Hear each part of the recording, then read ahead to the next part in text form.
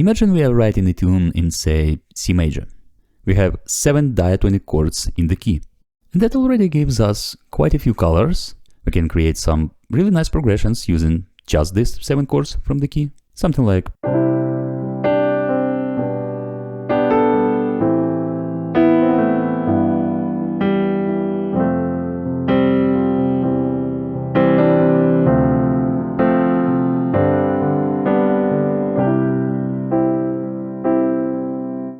or really anything we come up with. And all these progressions sound nice, but the problem is they can sound a bit predictable and kind of cliché, because we are limited to just these 7 chords. And that's totally fine, but what if we want something a bit more interesting, something unexpected and more colorful? Well, this is where borrowed chords come into play. We don't have to stick only to chords from the key. We can also borrow chords from a parallel key. Now, what's a parallel key? Parallel keys are basically 2 keys that share the same root note. For example, C major and C minor. They share the same root. But because they are different keys, they have different diatonic chords. And that's where things start to get interesting. Now we can take chords from the minor key and bring in some colors we wouldn't normally get in the major key. Like, for example,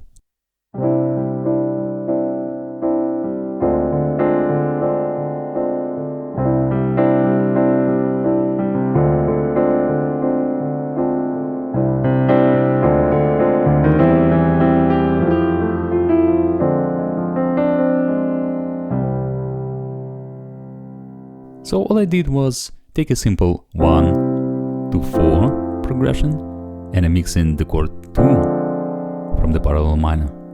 In the minor key, that 2 chord is a diminished chord. And I just extended it by adding the 7, which turns it into a half diminished 7th chord, also called a minor 7 flat 5. And you can just go back and forth between 1, 2. That alone sounds amazing.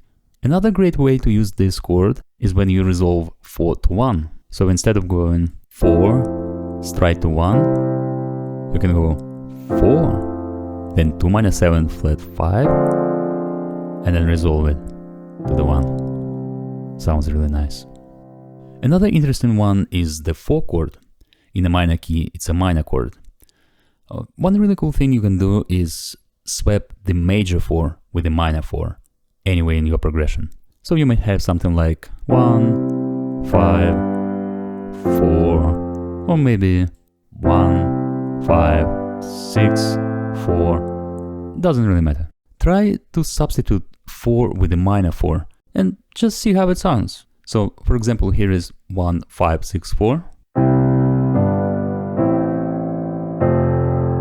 And here is 1, 5, 6 minor 4.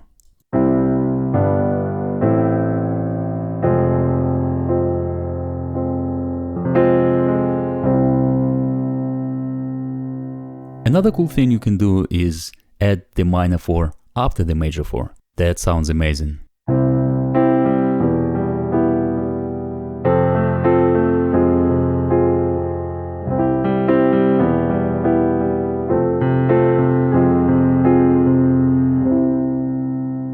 Another great chord is the 6. In a major key context, that borrowed 6 chord becomes a flat 6.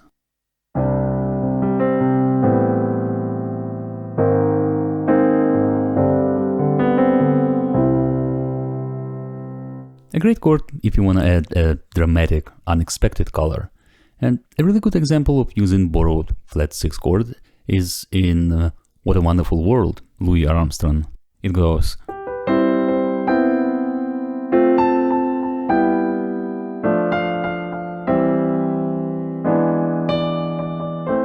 and now.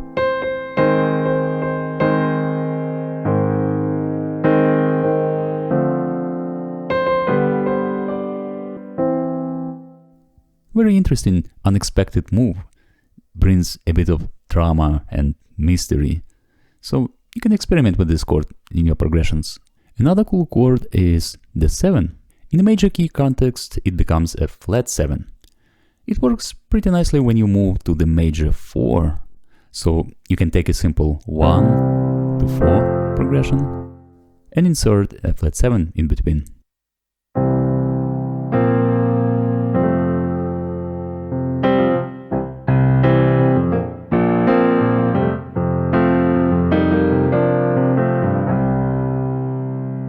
So you can really experiment with these chords.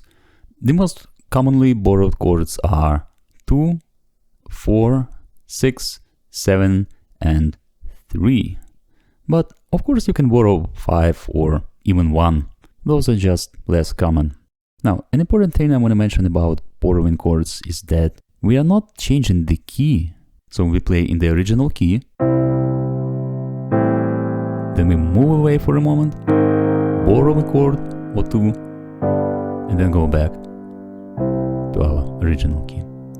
Now, this topic actually goes deeper. You can borrow chords from different modes, not just the natural minor. But borrowing from the natural minor is by far the most common. And if you look at pretty much any pop or rock song that uses non-diatonic chords, most likely they come from the natural minor. Or they can be a secondary dominance. We'll be diving into secondary dominance very soon. That's it for now, and till the next time.